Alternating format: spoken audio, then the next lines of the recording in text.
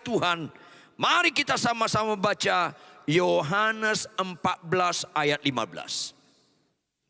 Yohanes 14 ayat 15. Saya minta tolong Bapak Ibu jemaat sekalian, hafal ayat ini sampai mati. Sama-sama kita baca. 1, 2, ya. Jikalau kamu mengasihi aku, kritisi Bapak Ibu, kritisi anak-anak muda. Di dalam Kristen difasilitasi berpikir kritis. Jangan tumpul pola berpikir kritis kita. Karena Tuhan memfasilitasi dengan kata-kata, ujilah setiap roh. Artinya, Bapak Ibu jemaat sekalian jangan gagal fokus. Kalimat ini menunjukkan kesimpulan rohani yang benar. Jikalau kamu mengasihi aku, itu bukan bicara keuntungan Kristus. Jikalau engkau mengasihi aku, itu bicara rancangan Tuhan yang terindah pada diri Anda dan saya. Menunjukkan kerohanian yang terbaik dalam kekristenan adalah mengasihi Kristus. Anda bisa khotbah atau tidak bisa khotbah, enggak ada masalah. Anda bisa bernubuat atau tidak bisa bernubuat, tidak ada masalah. Anda bisa bahasa roh atau enggak bisa bahasa roh, tidak ada masalah. Anda enggak pernah jadi pendeta atau jadi pendeta, bukan itu masalah yang serius. Anda tidak mengasihi Tuhan atau mengasihi Tuhan, itu penentu. Itu penentu. Tidak ada kerohanian yang terbaik di mata Tuhan selain mengasihi Tuhan. Maka saya berani mengajar sekolah teologi, khotbah di mana-mana. Saya bilang, malanglah nasibmu kalau kau ke gereja bisa khotbah, melakukan mujizat dan sebagainya, tetapi sampai mati kau tidak mengasihi Tuhan. Malanglah nasibmu. Catat baik-baik, catat baik-baik. Sakitmu sembuh atau tidak sembuh, pulih ekonomimu atau tidak pulih ekonomimu, kau nggak punya anak atau punya anak, berbahagialah hidupmu kalau kau sebelum ajalmu tiba kau mengasihi Tuhan. Itu ukuran nilai. Jangan sesat. Yang lain-lain itu bukan ukuran nilai. Ini ukuran nilai.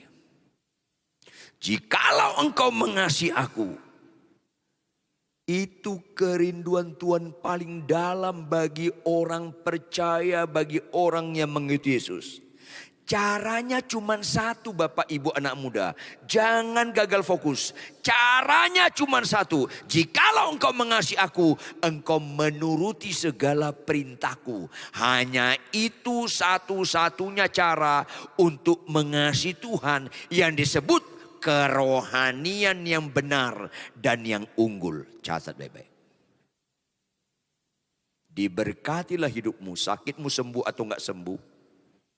Kau punya anak atau enggak punya anak, diberkatilah hidupmu. Kalau kau tidak pernah mendoakan orang sakit sembuh, tetapi kau mengasihi Tuhan. Ini penting sekali. Makanya tampilkan operator 1 Korintus 2 ayat 9. 1 Korintus 2 ayat 9. Bahwa nilai tertinggi itu mengasihi Tuhan. 1 Korintus 2 ayat 9. Sama-sama kita baca Bapak Ibu jemaat sekalian. Sama-sama kita baca. 1, 2, ya. Tetapi seperti ada tertulis, dan tidak pernah didengar oleh telinga, dan yang tidak pernah timbul dalam hati manusia, semua yang disediakan Allah untuk mereka yang Karena mengasihi dia itu kata kunci ayat ini. Bukan kalimat sebelumnya kata kunci. Mengasihi dia kalimat kata kunci. Karena itu penentu. Karena itu ukuran nilai di hadapan Tuhan Yesus. Orang yang mengasihi Tuhan melakukan perintah Tuhan. Orang yang mengasihi Tuhan taat. Orang taat tidak mengejar berkat. Orang taat dikejar berkat. Orang taat tidak mengejar janji Tuhan. Orang taat itu dikejar janji Tuhan. Catat, catat, dan catat. Jangan lupa sampai mati. Supaya Anda dan saya tidak gagal fokus. Maka kekristenan itu harus fokusnya taat. Ini yang seringkali orang gak khotbahkan. Sehingga orang Kristen lebih suka janji Tuhan daripada perintah Tuhan. Bukankah makna di balik itu Tuhan jadi beribadah pada kita? Sesat.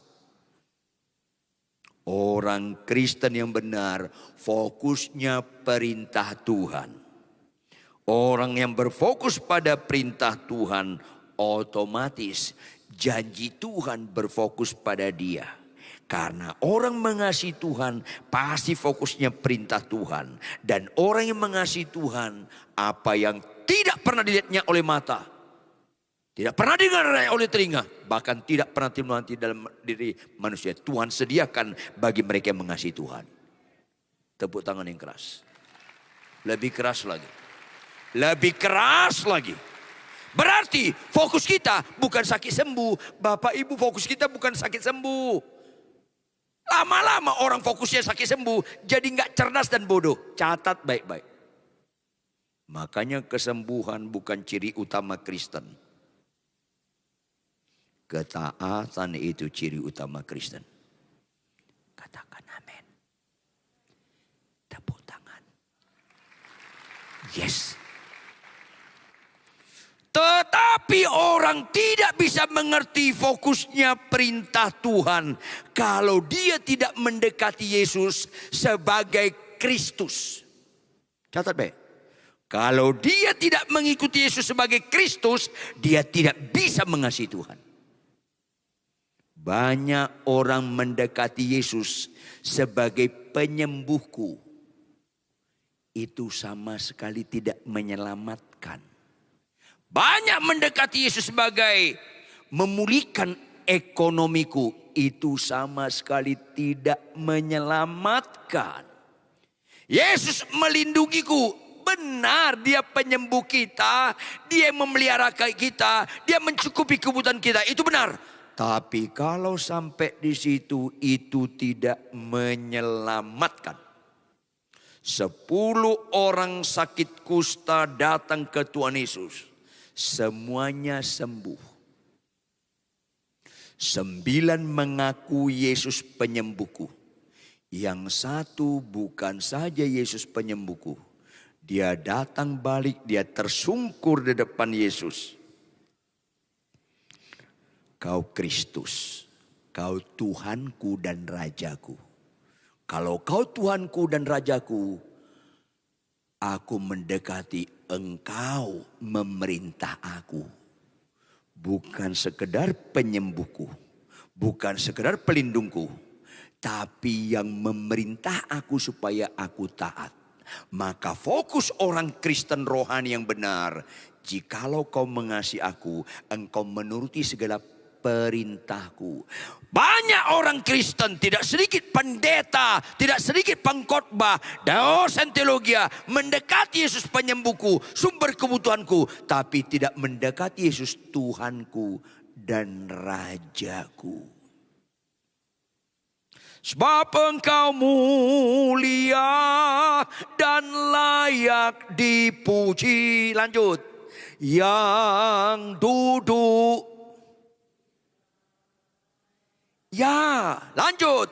Dan yang akan memerintah atas semua. Mana pernah berbobot kau mengaku Yesus Tuhan dan Raja kalau fokusmu bukan perintah Tuhan? Mana pernah kau melakoni iman yang benar kalau kau tidak taat Bapak Ibu jemaat sekalian? Gak heran Tuhan Yesus jauh-jauh hari berkata, banyak yang terpanggil, sedikit yang terpilih. Yuk kita buka Matius 16. Matius 16 ayat 13 sampai 23. Perhatikan baik-baik, kita baca bergantian dengan catatan serius, kita membacanya dengan teliti. Saya baca ayat yang ganjil, Bapak Ibu baca ayat yang genap, ayat terakhir ayat 23. Kita sama-sama baca. Katakan amin. Setelah Yesus tiba di daerah Kaisarea Filipi, ia bertanya kepada murid-muridnya, kata orang, siapakah anak manusia itu? Lanjut.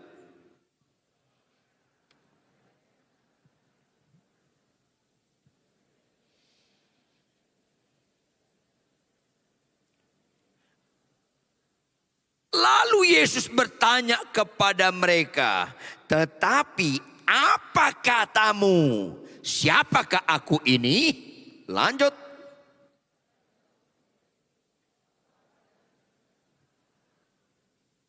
Itu yang benar. Mesias bukan sekedar penyembuh. Mesias artinya itu bahasa Ibrani. Bahasa Yunaninya Kristus. Makanya gak heran Tuhan berkata, ini pernyataan yang berbobot. Kalau Yesus penyembuhku doang, itu gak berbobot. Yesus pelindungku, itu gak berbobot. Harus sampai Yesus Kristus, Yesus Mesias. Berbahagialah engkau Simon bin Yunus. Sebab bukan manusia, termasuk bukan dirimu yang menyatakan itu kepadamu, melainkan Bapa di surga memakai mulut bibirmu untuk menyatakan kebenaran ini. Itu makna di balik ini. Berbahagia hanya orang yang menerima Yesus sebagai Kristus yang berbahagia. Di luar itu biasa-biasa saja. Maka lihat ayat 18. Lanjut sama-sama, 1, 2, ya. Dan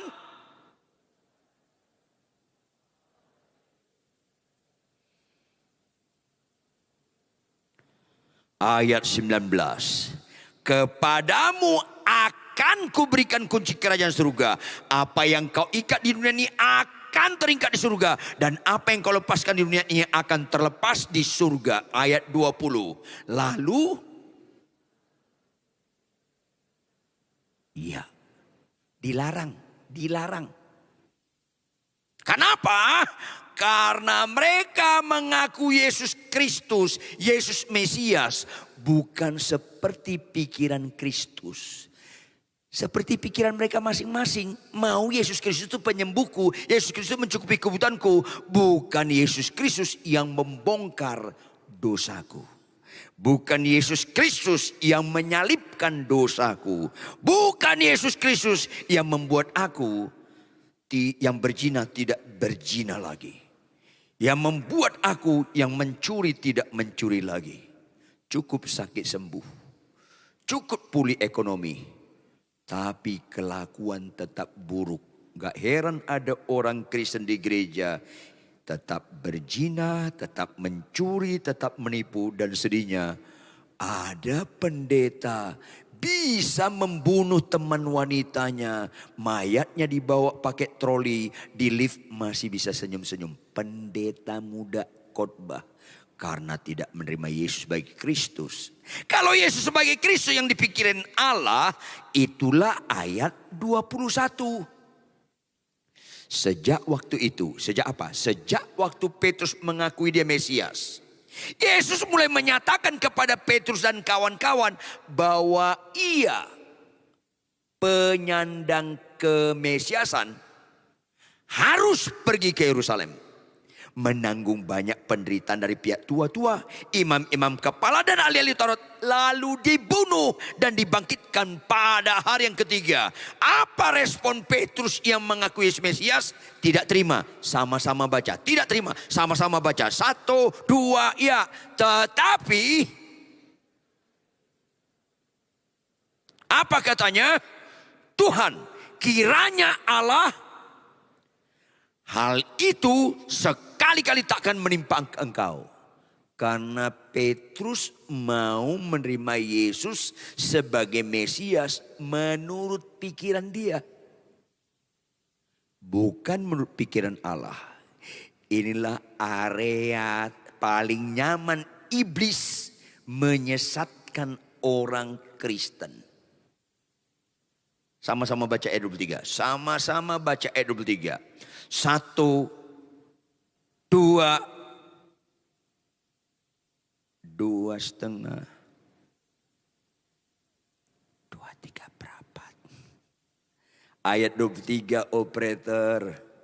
Matius 16 ayat 23. Ampuni dia Tuhan, karena dia tidak tahu apa yang dia perbuat. Sama-sama kita baca. 1, 2, iya. Maka Yesus berpaling dan berkata kepada Petrus apa? Enyahlah iblis, engkau suatu batu sandungan bagiku. Sebab engkau bukan memikirkan apa yang dipikirkan Allah, melainkan apa yang dipikirkan. Bukan dipikirkan iblis. Bukan dipikirkan iblis, dipikirkan manusia. Ini seringkali orang Kristen gak menyadari bahwa iblis itu bekerja ketika engkau memikirkan Yesus menurut pikiran manusia, bukan pikiran Allah, bukan pikiran iblis, pikiran manusia. Karena iblis itu licik, super licik, super licik. Iblis itu demokrasi, jemaat sekalian. Tuhan Yesus tidak demokrasi. Why? Karena Tuhan Yesus absolut benar. Gak ada kesalahan. Absolut benar. Maka dia tidak demokrasi. Dia absolut. Kalau kau percaya selamat, gak percaya binasa. Absolut. Kalau kita milih presiden Indonesia, harus demokrasi. Why? Karena gak ada calon presiden absolut benar. Pasti ada kekurangannya. Yang beda, mana lebih banyak kurangnya, mana yang sedikit kurangnya. Hanya itu beda. Iblis itu demokrasi.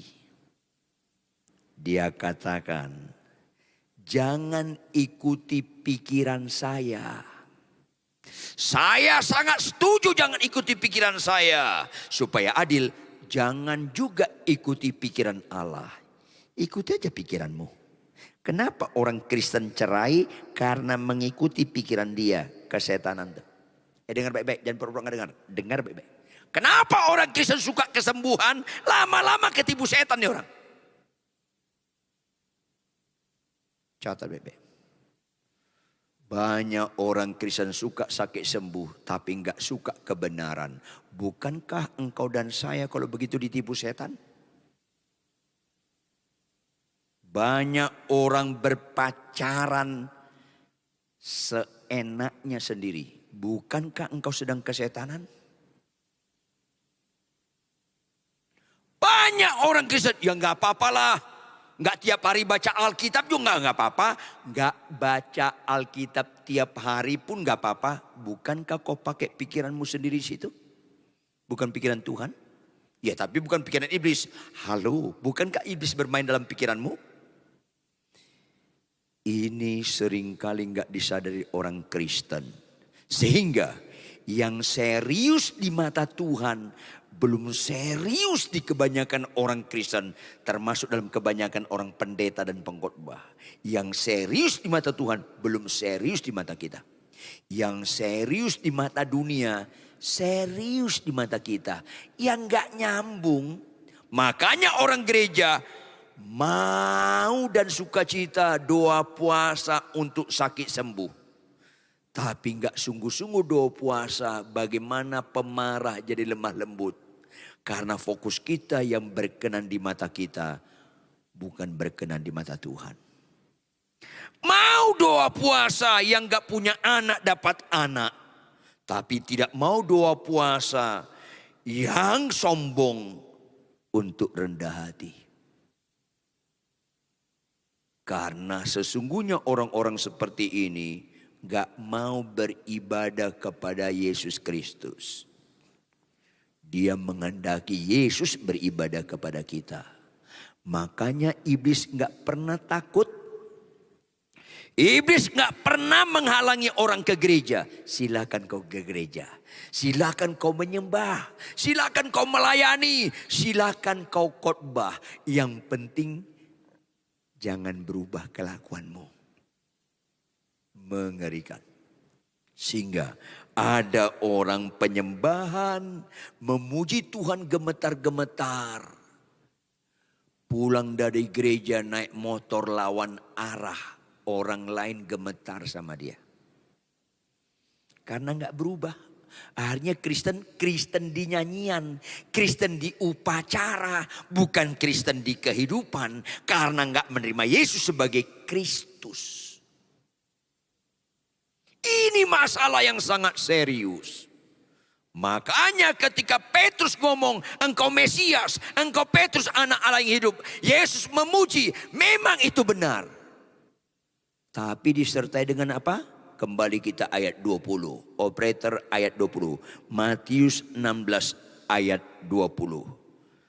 Yesus melarang murid-muridnya supaya jangan memberitahukan kepada siapapun bahwa ia Mesias, ia Kristus. Karena apa? Mulutmu ngomong benar, kelakuanmu belum benar.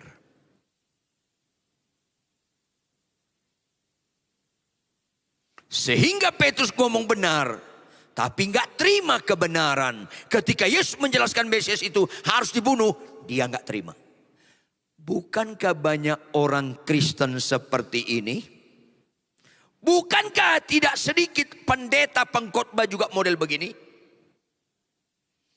Seorang pengkhotbah terkenal ngomong sama saya, Pak Ridwan, puji Tuhan, anak saya khotbahnya bagus. Banyak yang suka. Apa saya bilang? Puji Tuhan. Tapi jangan lupa, tolong jawab. Kau sebagai bapaknya, istrimu sebagai ibunya, masih dilawan dia enggak? Ya masih. Suka dia ngomong kasar dan membentak. Saya bilang suruh dia diam, jangan khotbah. Suruh dia diam, jangan khotbah. Kalau mobilnya dipepet orang, dia pepet balik enggak?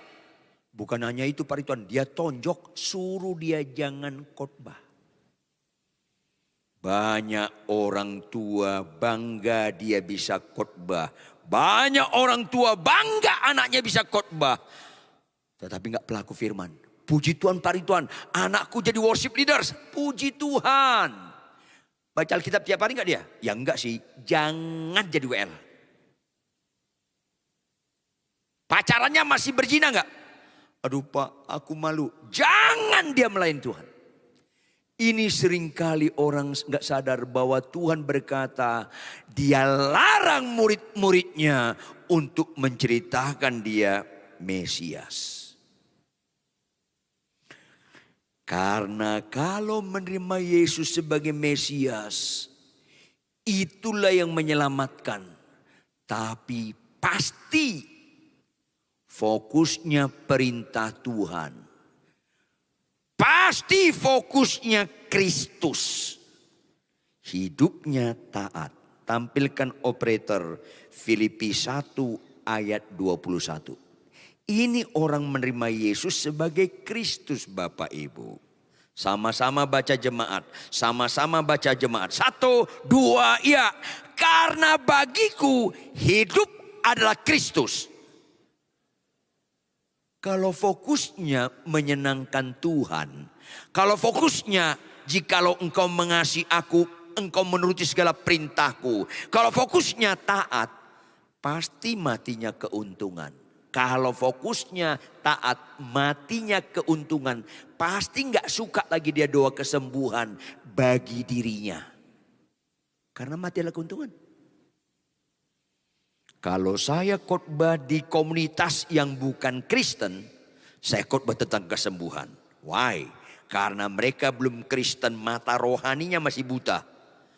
Dia perlu lihat melalui mata jasmani sebagai jembatan, bukan tujuan, sebagai jembatan supaya dia mempercayakan hidupnya kepada Kristus. Tetapi kalau di jemaat saya notabene kumpulan orang percaya, khotbah saya bukan kesembuhan, khotbah saya pengajaran supaya mereka taat kepada Kristus. Yang setuju katakan amin. Ini penting, ini penting. Tapi banyak orang gak suka. Makanya pada akhir zaman banyak orang suka mendengar khotbah yang mengenakkan telinga. Kalau khotbah mendekati Yesus sebagai Kristus, sangkal diri dan pikul salib, makin berkurang Bapak Ibu jemaat sekalian. Karena orang salah mengikuti Kristus. Hidup itu untuk Kristus. Taat, jikalau kau mengasihi aku, kau memenuhi perintahku, taat. Sementara ini banyak aktivis di gereja, pengkhotbah, buat mujizat, tidak taat. Dan Tuhan sudah tahu itu jauh-jauh hari, tampilkan operator. Matius 7 ayat 21 sampai 23. Catat baik-baik. Dengar baik-baik Bapak Ibu jemaat sekalian, supaya kita jangan keliru mengikuti Yesus sebagai Kristus. Bukan setiap orang yang berseru kepadaku, Tuhan, Tuhan, akan masuk ke dalam surga. Bukan. Apakah dia berseru dalam khotbah, dalam mujizat, dalam nubuat, dalam penyembahan? Bukan. Kalimat B-nya, melainkan. Sama-sama kita baca jemaat. Melainkan apa? 1, 2, iya. Melainkan dia yang taat. Melakukan kehendak Bapakku di surga. Fokusnya perintah supaya kita taat, supaya kita lakukan. Janji bukan kita taati, janji kita terima. Tuhan bilang lebih suka kita memberi daripada menerima. Jangan fokus kita menerima, taat. Supaya kita jangan keliru jadi Kristen. Maka apa yang terjadi? Ayat 22. Pada hari terakhir Bapak Ibu, banyak orang akan berseru kepadaku. Kalau Alkitab berkata banyak orang, itu tidak relatif. Benar-benar banyak, dan itu kejadian sekarang. Banyak orang akan berseru kepadaku, Tuhan, Tuhan, bukankah kami bernubuat demi namamu? Bukankah kami mengusir setan demi namamu? Bukankah kami melakukan banyak mujizat demi namamu? Semua kata kerja nubuat, ngusir setan, melakukan mujizat dalam bentuk terjadi. Bukan gak terjadi nubuatnya Bapak Ibu. Bukan gak terjadi mengusir setannya Bapak Ibu. Bukan gak terjadi mujizatnya. Terjadi. Tetapi dalam kehidupan sehari-hari tidak melakukan firman Tuhan. Bisa gak? Bisa banget. Makanya gak heran orang yang mendekati Yesus bukan sebagai Kristus, suka sembuh, suka diberkati, suka dilindungi. Tuhan yang melakukan sesuatu kepada kita. Tapi gak suka jujur, gak suka rendah hati, gak suka hidup kudus. Selesai. Itu yang terjadi ayat 23. Pada waktu itulah aku akan berterus terang kepada mereka dan berkata, aku tidak pernah mengenal kamu. Pakai tanda seru. Marah sekali Tuhan kepada pengkhotbah, bernubuat, mujizat. Tetapi tidak pelaku firman. Termasuk Anda yang sedang melihat sekarang. Tuhan marah sekali sama Anda kalau Anda tidak taat. Catat dong baik-baik. Bahkan Tuhan berkata, bukan sekedar aku tidak pernah mengenal kamu. Lebih ngeri lagi. Enyala daripadaku kamu sekalian pembuat kejahatan. Tanda seru dialamatkan bukan kepada yang kedukun, tapi orang Kristen yang tidak pelaku firman. Itu mengerikan. Karena orang tidak mengerti arti Yesus sebagai Kristus. Maka lihat kembali ayat 23, Matius 16 ayat 23. Maka Yesus berpaling dan berkata kepada Petrus, enyala iblis, engkau suatu batu sandungan bagiku, sebab engkau bukan memikirkan apa yang dipikirkan Allah, melainkan yang dipikirkan manusia. Ketika istri kita cerewet Bapak Ibu, kau pikirkan dia dengan pikiranmu sehingga kau nyesal menikah sama dia, mau cerai. kau sesat. Kau lagi kerasukan iblis. Ketika istrimu cerewet menyebalkan, bilang sama Tuhan, Tuhan tolong Tuhan, berubah paradigma cara sudut pandangku. Karena istriku dengan segala kekurangannya itu dari Engkau. Biarpun kelakuannya gak berubah, aku tetap mencintai dia. Karena aku mengasihi istri, itu bukan perintah istri, tapi perintah Tuhan yang menebus saya. Berkata, hai suami, kasihlah istrimu. Aku mengasihi istriku karena aku beribadah kepada Engkau Tuhan. Bagaimanapun kelakuan istriku. Itu kalau orang mendekati Yesus sebagai Kristus. Sama dengan Allah berkata kepada para istri, hai istri, tunduklah kepada suamimu. Loh Tuhan, istri suamiku kasar. Gak ada kaitannya kau tunduk pada suami dengan kelakuan suami. Gak ada kaitannya. Gak ada kaitannya. Karena kaitannya, kau itu ditebus Kristus. Kau itu bukan kepunyaan kau lagi, tetapi kepunyaan Kristus. 1 Petrus 2 ayat 9. Supaya melakukan kehendaknya. Kau tunduk pada suami, itu perintah bukan perintah suami. Perintah Yesus Kristus yang menjadi Tuhan Juru Selamat penebus kita. Sehingga kita mengabdi kepada dia. Malang sekali nasibmu bapak-bapak. Kau tidak lagi mengasihi istrimu karena kelakuan istrimu. Malang sekali nasibmu ibu-ibu. Kau tidak lagi taat tunduk pada suamimu karena kelakuan suamimu. Karena itu penegasan kau tidak menerima Yesus sebagai Kristus. Tapi suka menerima Yesus sebagai penyembuhku, pelindungku.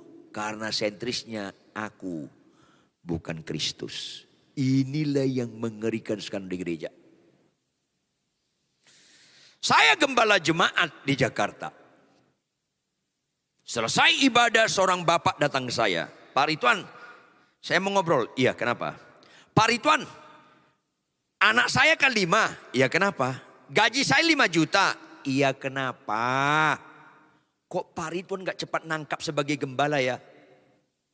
Saya bilang kau yang gak cepat nangkap. Kau yang gak. Loh Pak Ridwan, gajiku 5 juta, anakku 5. Gak usah kau ulangi, udah tahu saya kenapa. Pak Ridwan gaji 5 juta, anak 5. Gak cukup untuk hidup sebulan di Jakarta ini. Nah terus, kok Pak Gembala gak cepat nangkap? Lu yang gak cepat nangkap. Pak Ridwan kan gak cukup. Iya kenapa? Terus disuruh memberikan perpuluhan. Kan makin gak cukup. Jadi maksud kau dengan keadaanmu, perintah Tuhan itu batal. Sesat. Maksudnya apa Ridwan? Meskipun aku susah, menderita dalam dunia. Lanjut. Saya mau.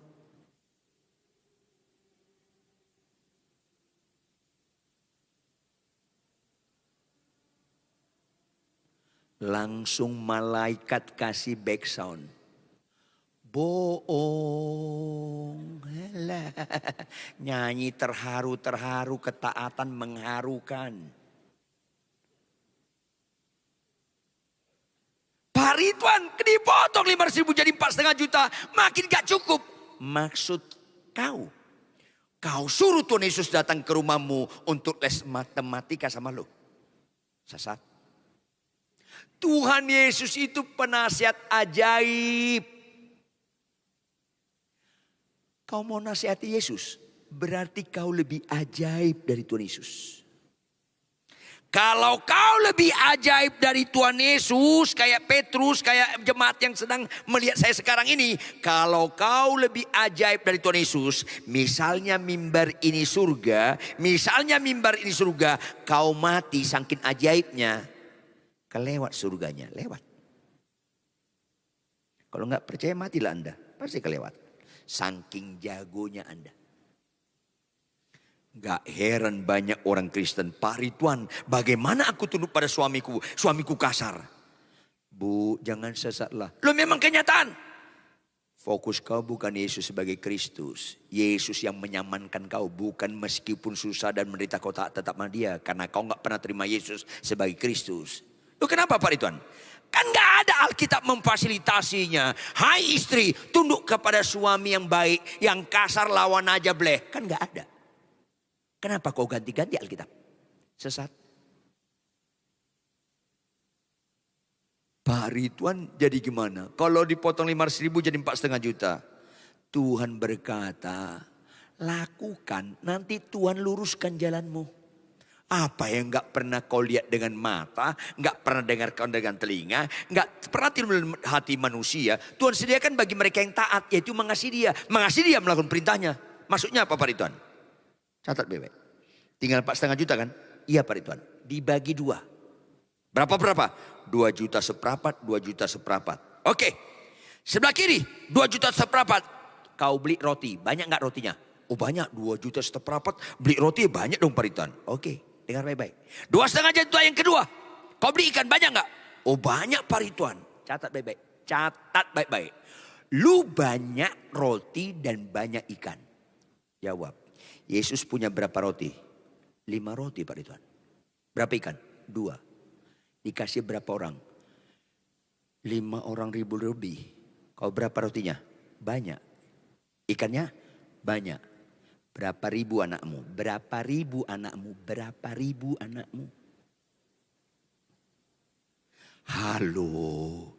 Hanya orang yang bertuhankan Yesus dengan benar. Kalau kau taat, kau tundukkan pikiranmu, logikamu, matematikamu. Taat sampai mati. Meskipun aku susah, menderita di dunia.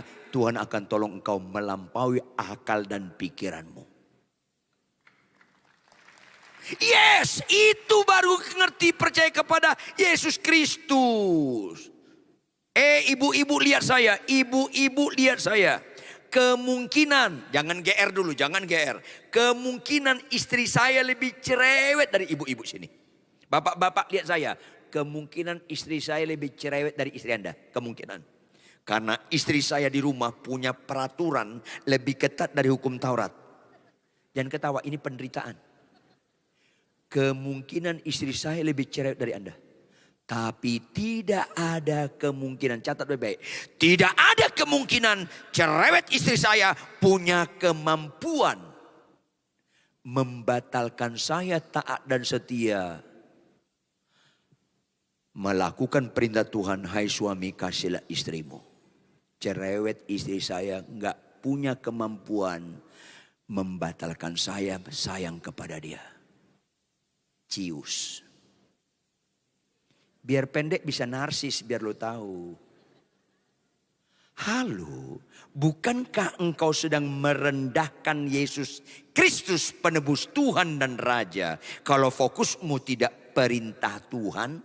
Bukankah engkau menghina salib Kristus seolah-olah kau gak pernah ditebus sehingga kau tidak taat pada dia? Sesat. Orang sesat bukan gak sembuh. Orang benar bukan sakit sembuh. Bukan. Oh, orang sesat bukan berdoa tetap gak punya anak. Orang benar bukan berdoa dapat anak. Bukan. Jangan sesat. Orang sesat, kalau kau diperintahkan Tuhan, kau tetap tidak taat. Itu sesat. Kalau gak percaya Anda, matilah nanti malam. Tanya Tuhan Yesus. Pasti benar yang saya ucapkan ini. Puji Tuhan kalau lu bisa bangkit lagi. Makanya bersyukurlah Anda sebelum meninggal. Dengar firman hari ini. Supaya kalau tahun depan kau meninggal agak beres hidup lu. Katakan amin. Mulai menderita muka lu. Karena orang Kristen suka sakit sembuh. Suka harta berlimpah. Tapi gak mau taat. Bagaimana berubah karakter Anda. Kalau gak fokusnya kepada kebenaran. Bagaimana kau bisa taat dan setia. Kalau fokusnya tidak perintah Tuhan yang representatif kebenaran. Makanya kalau orang menerima Yesus sebagai Kristus, sukanya proses. Bukan lagi kesembuhan, bukan lagi harta banyak, tapi mau diproses. Buka operator Kolose 2 ayat 6 sampai 7. Kolose 2 ayat 6 sampai 7. Inilah orang menerima Yesus Kristus sebagai Tuhan dan benar. Catat baik-baik. Kamu telah menerima Kristus Yesus Tuhan kita. Hanya orang begini Kristen yang benar mau diproses. Karena itu, hendaklah hidupmu tetap di dalam Dia. Termasuk capek nggak capek, ngantuk nggak ngantuk, sehat kurang sehat, konflik tidak konflik dalam rumah tangga. Tetap baca Alkitab tiap hari. Karena menerima Yesus sebagai Kristus bukan sekedar penyembuh. Bukan sekedar pembuat mujizat. Bukan sekedar pelindung. Tetapi sebagai Tuhan dan Raja. Maka orang itu pasti tetap diproses. Berikutnya, hendaklah kamu berakar di dalam Dia. Kenapa orang gampang jatuh berzina? Gampang jatuh berbohong, menipu, gampang jatuh dalam kesombongan karena nggak berakar. Akar itu salah satu fungsinya jadi kuat itu pohon. Kenapa kau gampang jatuh buka situs porno? Karena kau tidak berakar. Kenapa kau malas baca Alkitab? Karena kau nggak berakar. Kenapa kau nggak berakar? Karena nggak menerima Yesus sebagai Kristus dan Tuhan. Catat baik-baik. Karena itu dia tetap dalam Tuhan. Kalau biji rambutan kita tanam, besok kita keluarkan, kita letakkan di meja. 3 hari kemudian kita tanam, 1 hari kemudian kita bongkar, kita letakkan di meja 2 hari. Nggak tetap, mana pernah berakar. Nggak pernah. Harus ditanam dan diam ke situ. Tetap, pasti dia berakar. Mayoritas orang di gereja tidak tetap dalam Kristus. Karena dia suka Yesus penyembuhku. Yesus mencukupi kebutuhanku. Mobilku Innova jadi Alphard. Model apa Kristen seperti ini? Menyesatkan lama-lama. Tetapi kalau dia menerima Yesus sebagai Tuhan. Dia taat. Maka dia tetap. Maka dia berakar. Dibangun di atas dia. Hendaklah kamu bertambah teguh dalam iman yang telah diajarkan kepadamu. Dan hendaklah hatimu melimpah dengan syukur. Karena itu Kristen sejati. Tepuk tangan yang keras. Yes. Yes dan yes. Ini yang penting Bapak Ibu. Stoplah mendekati Yesus sekedar sakit sembuh. Stoplah mendekati Yesus sekedar gak punya anak dapat anak. Mulai lanjutkan Yesus Kristus sebagai Tuhan yang harus kita taati. Sehingga yang pemalas gak pemalas lagi. Yang pembohong jadi jujur. Yang sombong jadi rendah hati. Yang pemarah jadi lemah lembut. Bukan bekah begitu ciri utama Kristen? Ciri utama Kristen lihat di kelakuan, bukan di khotbah, bukan di penyembahan, di kelakuan. Karena iman tanpa perbuatan mati. Catat dong baik-baik. Benar. Akhirnya Petrus menyangkal Yesus karena dia ucapannya benar, pemahamannya belum benar. Tapi pada akhirnya bukankah dia taat sampai mati? Akhirnya mau disalibkan, dia bilang, jangan salibkan aku. Aku terlalu hina seperti Tuhanku Yesus Kristus. Baiklah aku salib terbalik. Bukankah dia taat sampai mati salib terbalik? Karena dia benar-benar menerima Yesus. Bukan sekedar penyembuhku. Bukan sekedar mencukupi kebutuhanku. Melainkan Tuhanku dan Rajaku. Sebab dia engkau mulia dan layak dipuji. Yang duduk di tahta dan yang akan memerintah. Pendekatan kita memerintah, bukan lagi kau lakukan apa yang kuinginkan. Tolong sembuhkan penyakitku, bukan dia yang taat sama saya. Saya yang taat sama dia. Karena aku menerima dia sebagai Kristus, Tuhan dan Raja. Jangan gagal fokus. Kristus sentris, ini penting sekali. Kalau enggak, fokusmu sakit sembuh tapi enggak taat. Kalau enggak, fokusmu berkat-berkat tapi kelakuanmu enggak berubah. Jahat orang Kristen seperti ini. Kita buka Kisah Rasul pasal 4 ayat 18 sampai 20. Kisah para Rasul pasal 4. Ayat 18 sampai 20. Akhirnya Petrus bukan saja ucapannya benar, tapi kelakuan dan hidupnya benar. Menerima Yesus sebagai Kristus yang ditindaklanjutkan hidupnya taat sampai mati. Petrus ditangkap dengan Yohanes. Karena menceritakan Yesus yang lebih kurang 2 bulan yang lalu disalibkan. Pengadilan yang sama menangkap mereka. Setelah keduanya disuruh masuk, mereka diperintahkan. Kalau bahasa Yunaninya, diperingati dengan keras dengan sertai ancaman. Supaya sama sekali jangan lagi berbicara atau mengajar lagi dalam nama Yesus yang kami salibkan itu. Kau bisa kami salibkan. Tapi apa respon Petrus? Sama-sama baca-baca ayat 19 dan 20 dengan penuh penghayatan. Sama-sama kita baca. 1, 2, ya. Tetapi Petrus dan Yohanes menjawab mereka, silakan kamu putuskan sendiri. Manakah yang benar di hadapan Allah? Taat kepada kamu atau taat kepada Allah? Ayat 20. Sebab tidak mungkin bagi kami yang mantan menyangkal Yesus. Tidak mungkin bagi kami yang pengecut untuk tidak berkata-kata tentang apa yang telah kami lihat dan yang telah kami dengar. Walaupun kalian bunuh kami, tetap kami taat. Itu makna dibaliknya. Kristen yang rohani bukan soal sakit sembuh. Kristen rohani bukan soal bisa bahasa roh. Kristen rohani bukan sekedar bisa khotbah. Kristen rohani taat sampai mati. Ini penting supaya Anda menyikapi pengorbanan Kristus dan kebangkitannya dengan benar. Yang setuju katakan amin. Yang setuju tepuk tangan dengan keras. Yang setuju saja. Yang sungguh-sungguh setuju dari hatinya yang paling dalam. Bangkit berdiri. Yang setuju saja bangkit berdiri. Gak usah ikut-ikutan. Dua orang yang sungguh-sungguh aja.